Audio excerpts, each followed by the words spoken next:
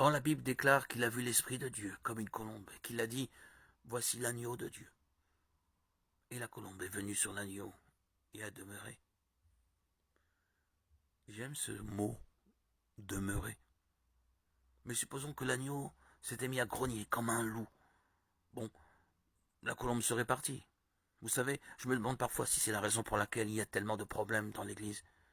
Si nous sommes les agneaux de Dieu, nous devrions avoir la nature des agneaux, en effet, si nous voulons que la colombe demeure. Moi, je le crois.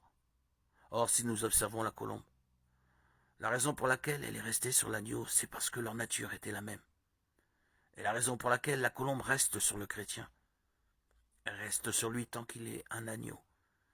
Mais du moment qu'il prend une nature différente, la colombe s'envole. Ainsi parle maintenant l'Éternel des armées.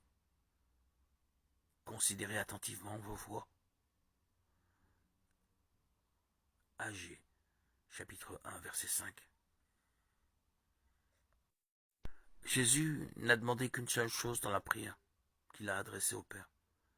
Vous savez ce que c'était? Une seule chose. Après tous les sacrifices qu'il avait consentis ici sur terre, la vie qu'il avait vécue, le chemin où il avait marché, il a demandé une seule chose. Que là où je suis, ils y soient aussi. Il a demandé la communion avec nous. C'est la seule chose qu'il a demandé au Père dans la prière. Votre compagnie pour toujours.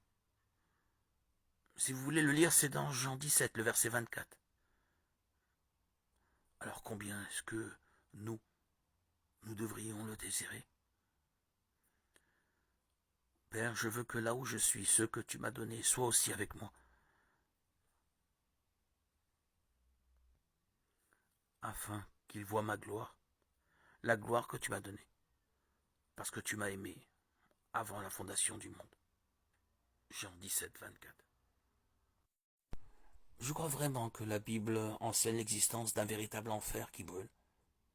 La Bible enseigne ça, que les péchés et la méchanceté seront punis au siècle des siècles. Toutefois ça, ce n'est pas l'éternité. Ce sera peut-être pendant 10 milliards d'années, ce sera peut-être pendant 100 milliards d'années. Mais à un moment donné, ça devra avoir une fin. Car tout ce qui a eu un commencement aura une fin. Ce sont ces choses qui n'ont pas de commencement, qui n'ont pas de fin. Vous vous souvenez de cette leçon? Et nous sommes revenus en arrière et avons vu que tout ce qui a eu un commencement était perverti. Voyez, était une perversion dérivée de la source principale. Et à la fin, tout se retrouve de nouveau dans l'éternité. Alors tout l'enfer, toute la souffrance et tout souvenir de telles choses disparaîtront pour l'éternité. Tout ce qui a eu un commencement se termine. Et la mort et le séjour des morts furent jetés dans les temps de feu. C'est la seconde mort, les temps de feu. Apocalypse 20, 14.